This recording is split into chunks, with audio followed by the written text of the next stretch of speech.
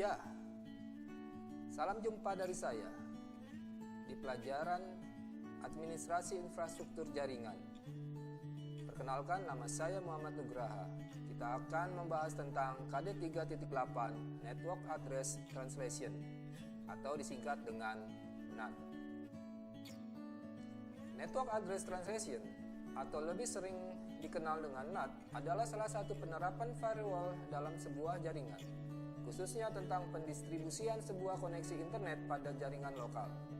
Selain NAT, dikenal pula istilah PAT atau Port Address Translation yang sering kali dihubungkan dengan mekanisme mendirekkan port server menuju port lainnya dalam jaringan internal. Bahkan, kedua metode ini sering digunakan untuk membantu aturan firewall ketika Anda membangun transparent proxy. Bagaimana konsep teori serta cara mengkonfigurasi NAT dan PAT? Simak, pahami, dan praktekkan materi dan petunjuk dalam video berikut ini. Administrasi Infrastruktur Jaringan KD 3.8 Network Address Translation atau disingkat dengan NAT. Pertama, kita akan membahas tentang Internet Gateway. Pengertian Internet Gateway.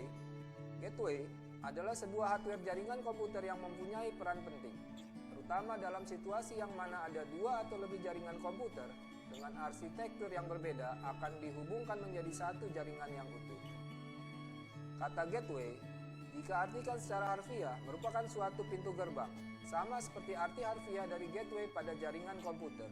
Gateway juga merupakan sebuah pintu gerbang jaringan yang dapat menghubungkan satu jaringan ke jaringan yang lain. Gateway sendiri banyak dipakai pada jaringan komputer dan juga sering digunakan pada layanan pengirim pesan yang kita kenal dengan istilah SMS gateway.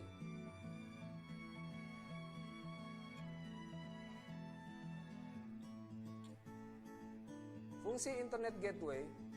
Gateway sendiri memiliki banyak fungsi, antara lain berguna untuk protokol converting, memudahkan akses terhadap informasi, berbagi perangkat keras, pengamanan serta pengaturan data, menstabilkan dan meningkatkan performa komputasi sebagai pintu masuk jaringan satu dengan jaringan lainnya, menggabungkan dua atau lebih jaringan dengan arsitektur dan topologi yang berbeda menjadi satu jaringan yang utuh, menghubungkan satu jaringan komputer besar dengan jaringan komputer besar lainnya.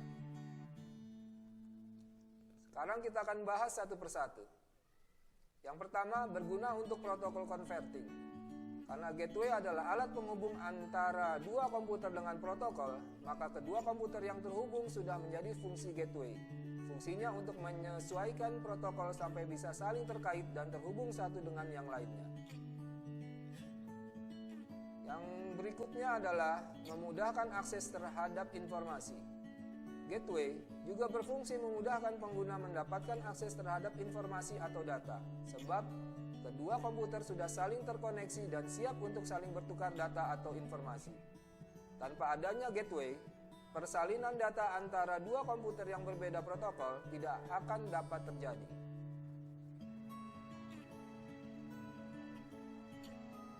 Berikutnya, berbagi perangkat keras.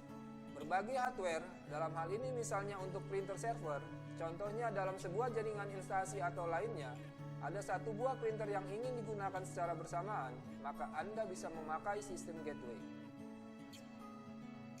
Kemudian, sebagai pengamanan serta pengaturan data. Dengan adanya gateway, untuk instansi, perusahaan, dan lingkungan bisnis akan sangat mudah untuk mengintegrasikan dan mengorganisasikan data-data penting. Dalam perusahaan atau organisasi pasti terdapat berbagai ruang kerja yang terpisah-pisah. Kurang lebih seperti itulah gateway diperlukan untuk saling terhubung satu dengan yang lain. Jadi, setiap departemen bisa berbagi informasi dan data, serta khusus untuk orang yang memiliki hak akses saja. Biasanya, ada satu admin yang berfungsi mengontrol keamanan serta pengaturan semua data dan informasi.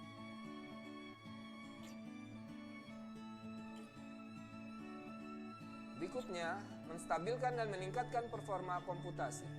Suatu saat, Anda ingin mengupgrade performa komputasi, maka tugas-tugas komputasi dapat di-share dengan merata ke setiap komputer, menjadi lebih stabil dan performanya akan meningkat.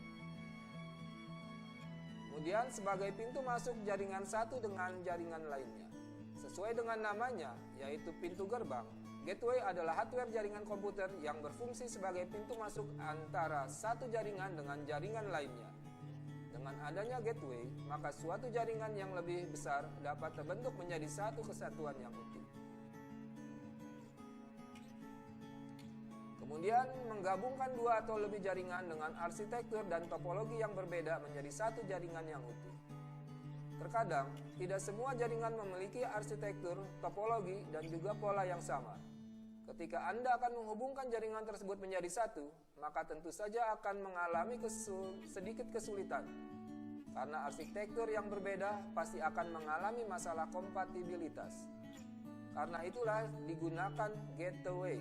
Gateway akan membantu menghubungkan jaringan satu dengan jaringan yang lainnya, meskipun jaringan tersebut memiliki pola topologi dan arsitektur yang berbeda. Kemudian menghubungkan satu jaringan komputer besar dengan jaringan komputer besar lainnya. Selain menggabungkan antar jaringan yang memiliki arsitektur dan topologi yang berbeda, gateway juga memiliki fungsi lainnya, yaitu untuk menghubungkan dan juga menggabungkan jaringan komputer yang besar dengan jaringan komputer yang besar lainnya, dan juga menghubungkan jaringan komputer yang besar dengan jaringan komputer yang lebih kecil. Cara kerja gateway. Gateway bekerja seperti pintu dalam satu jaringan internet yang ingin terkoneksi dengan jaringan lain, yang dimana di setiap gerbang memiliki paling tidak dua macam interface jaringan. Sama halnya ketika mengakses internet, sebuah alamat website dapat ditempuh melalui gateway yang telah memberikan arah atau rute untuk sebuah paket data yang bisa sampai ke tempat tujuan yang diinginkan. Kesimpulan, jadi, gateway adalah sebuah hardware jaringan komputer yang mempunyai peran penting, terutama dalam situasi yang mana ada dua atau lebih jaringan komputer dengan arsitektur yang berbeda akan dihubungkan menjadi satu jaringan yang utuh.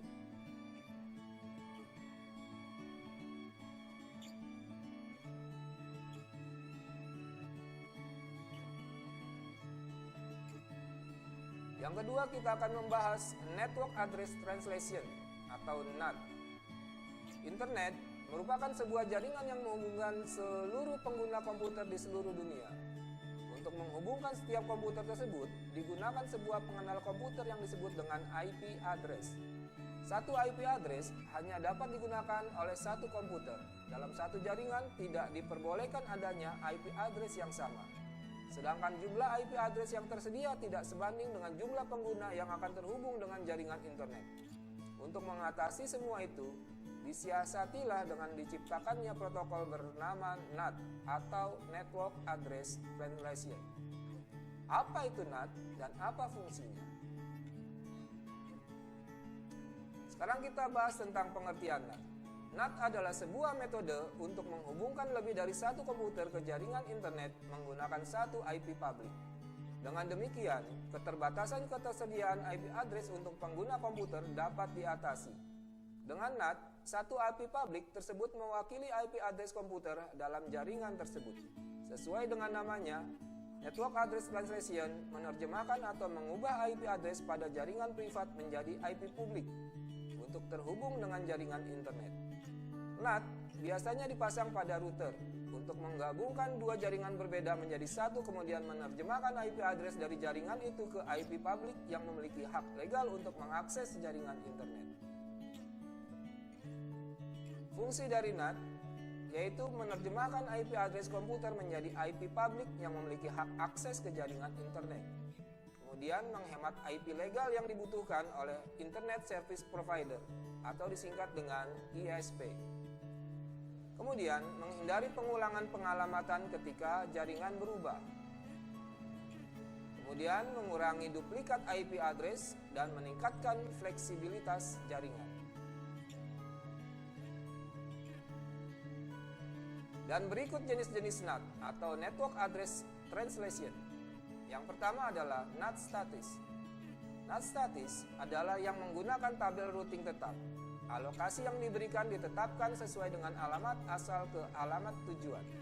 Jadi, komputer tidak dapat melakukan transaksi data apabila belum didaftarkan dalam tabel NAT. Penerjemahan dilakukan ketika sebuah IP address lokal dipetakan dalam IP public. Alamat tersebut dipetakan satu lawan satu secara statis. NAT akan melakukan data request dan data send sesuai dengan aturan yang telah ditetapkan dalam tabel NAT. Yang kedua adalah NAT dinamis. NAT dinamis menggunakan logika balancing, yaitu di mana pada tabel NAT ditanamkan logika kemungkinan dan pemecahan dari suatu alamat. Ada dua jenis NAT dinamis, yaitu NAT system pool dan NAT system overload. Kemudian ini adalah contoh implementasi dari NAT. Seperti ini ada topologi, ada PC, kemudian ada switch, ada router, dan ada server. Ya, sekarang kita akan coba untuk mempraktekkan apa yang sudah diutarakan tadi. Pertama-tama, silakan kalian untuk membuka aplikasi Cisco Packet Tracer. Klik 2 kali pada desktop.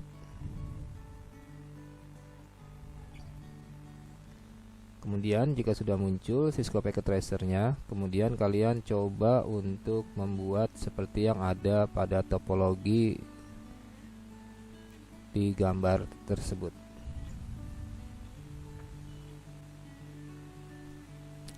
Masukkan 3 PC, kemudian 1 switch, kemudian 1 router, dan 1 server.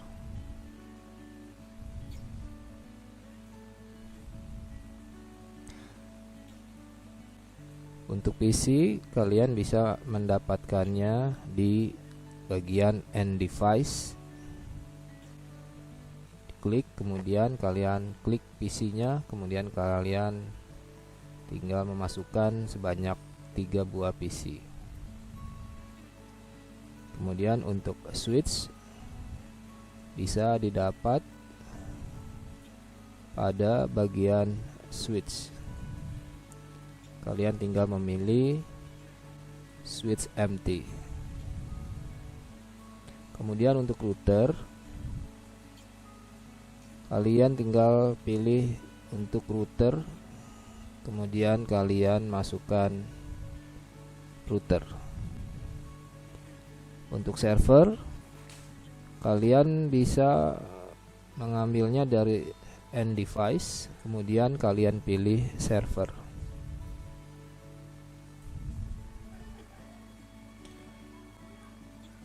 Setelah jadi satu kesatuan seperti ini, kalian tinggal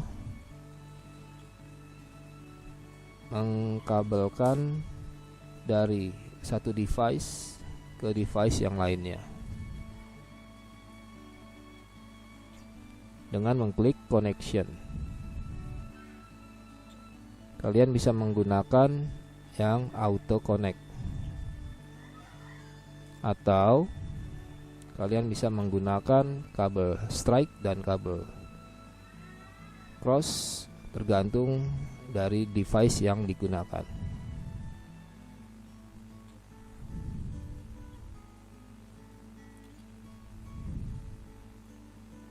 Sekarang untuk setting, yang pertama yang harus disetting adalah komputernya atau PC-nya. Kita akan men-setting IP address dari PC 1 terlebih dahulu.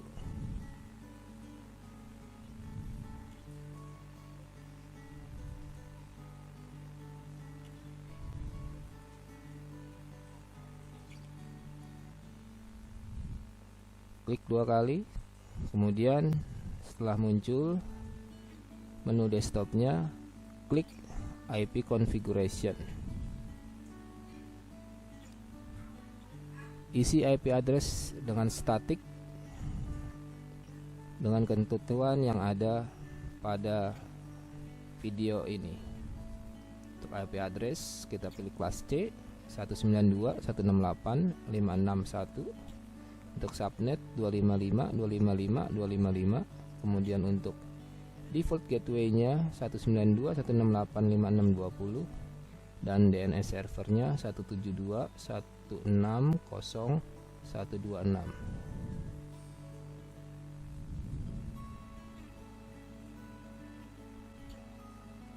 Kalau sudah, kita masuk ke PC yang kedua.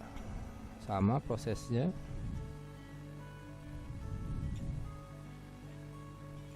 IP address-nya 192.168.562, subnet mask-nya 255.255.255.0, kemudian default gateway-nya 192.168.5620. Kemudian kalian isi DNS server, samakan dengan DNS server yang ada pada PC 2.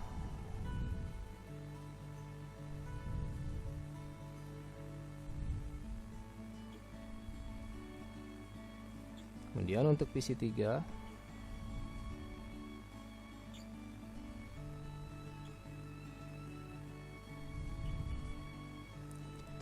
sama IP address-nya kita pergunakan 192.168.563. Untuk subnet mask-nya 255.255.255.0. Kemudian default gateway-nya 192.168.5620. Untuk DNS server samakan dengan yang ada di PC pertama.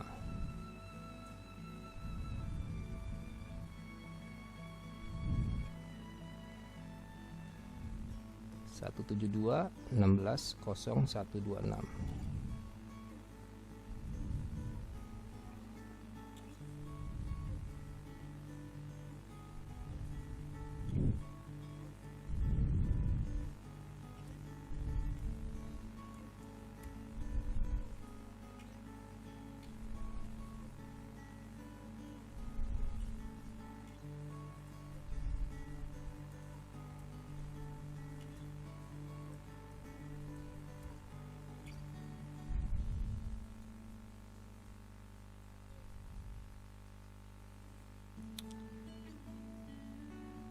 Untuk router,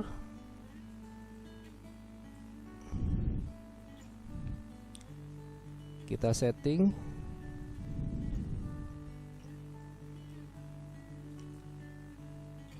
di bagian interface-nya.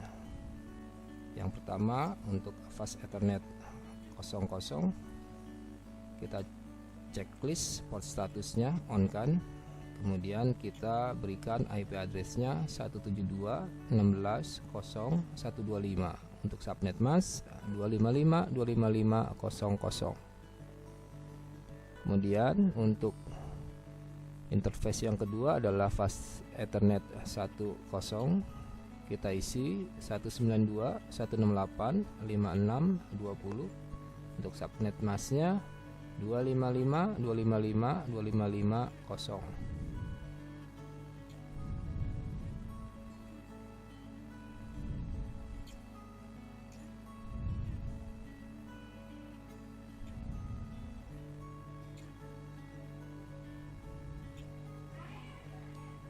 Kita akan coba dulu di PC yang pertama.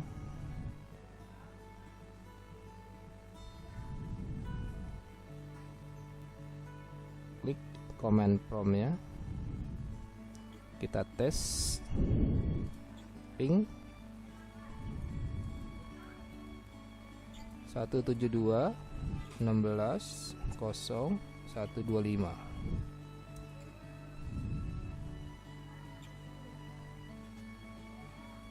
Connect sampai ke router.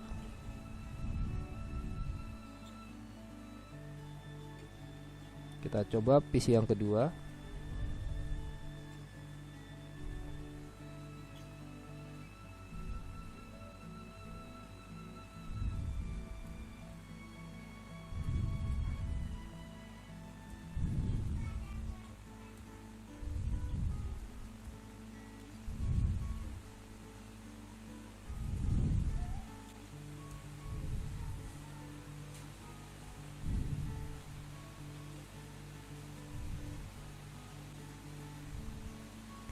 Connect.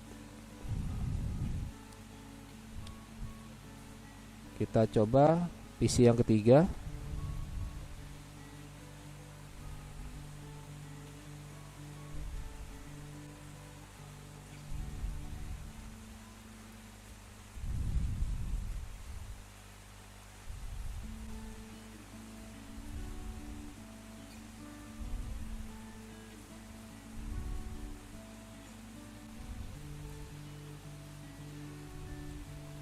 ya, connect. Berarti ketiga PC ini tidak ada masalah dengan sambungan ke router. Sekarang kita akan coba setting server.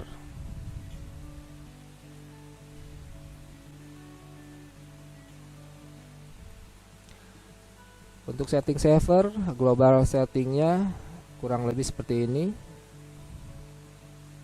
Gateway-nya kita kasih 172.16.0.125. Kemudian untuk DNS server 172.16.0.126.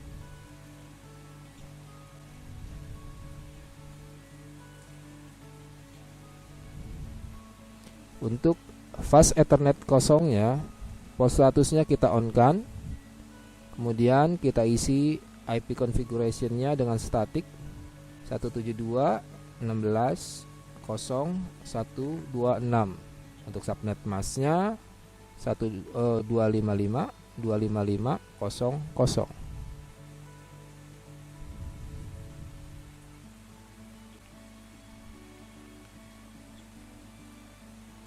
Untuk service bagian HTTP, HTTP-nya di on kan dan HTTPS-nya di on kan.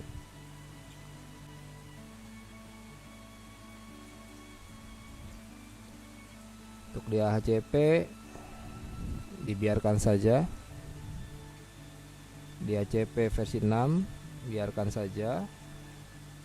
TFTP biarkan saja. Untuk DNS service kita on kan. Kemudian diisi name-nya dengan smkbisa.net. Kemudian address-nya kita kasih 172.16.0.126. Kemudian tinggal di add.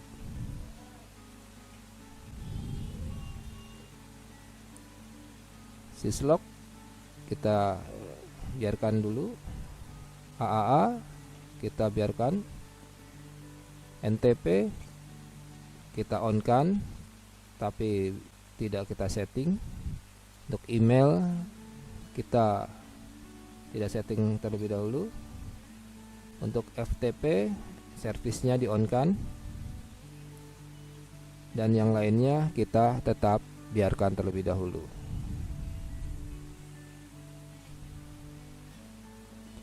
Sekarang kita akan coba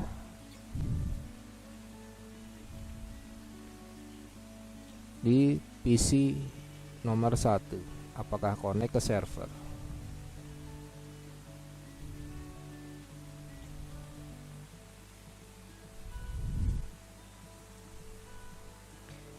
Kita ping ke 172.16.0.126.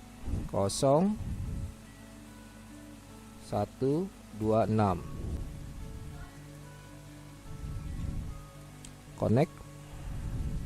Kita coba ping dengan menggunakan smkbisa.net.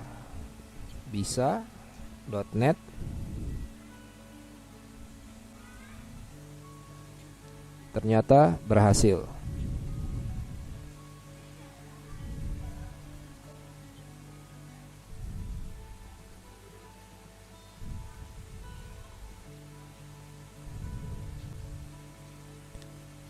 Sekarang kita coba untuk web browsernya.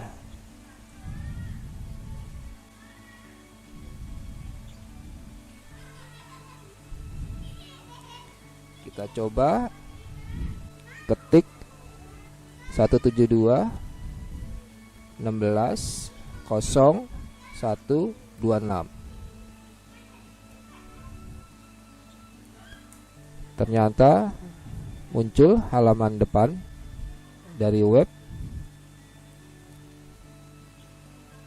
Atau kita coba dengan menggunakan smkbisa.net.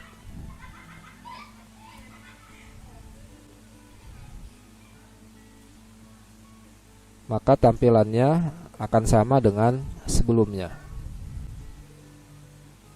Artinya settingan tidak ada yang salah.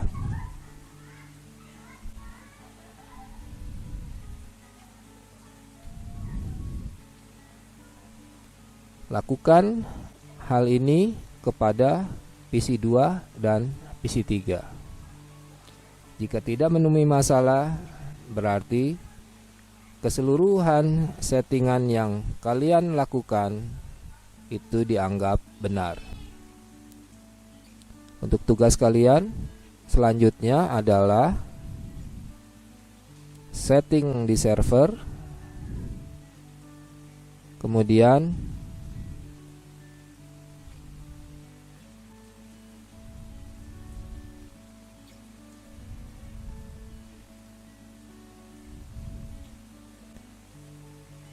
kalian setting firewall.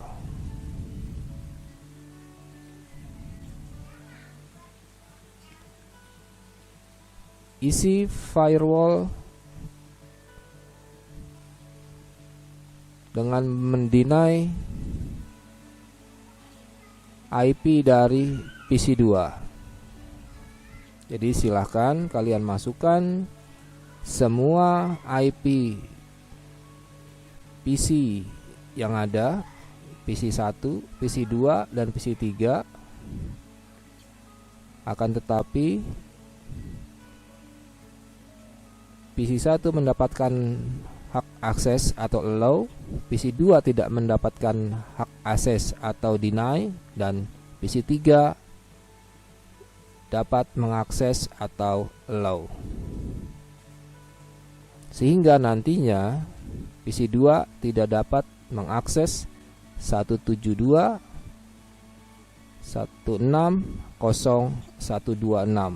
atau tidak dapat mengakses smkbisa.net. Untuk sementara tugas kalian kurang lebih seperti itu. Silakan kalian kerjakan dan silakan kumpulkan nanti ke web e-learning yang ada di sekolah. Terima kasih. Ya, silakan dipraktekkan apa yang sudah saya demokan tadi. Kemudian, ingat, sekarang masa new normal, tidak boleh sembarangan. Beberapa negara termasuk Indonesia menyinggung soal persiapan memasuki new normal di tengah pandemi COVID-19. Apa itu new normal? New normal adalah perubahan perilaku untuk tetap menjalankan aktivitas normal namun ditambah menerapkan protokol kesehatan guna mencegah terjadinya penularan COVID-19.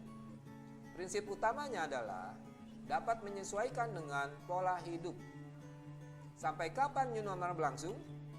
Masyarakat akan menjalani kehidupan secara new normal hingga ditemukannya vaksin penangkal virus corona. Sekian dari saya. Terima kasih.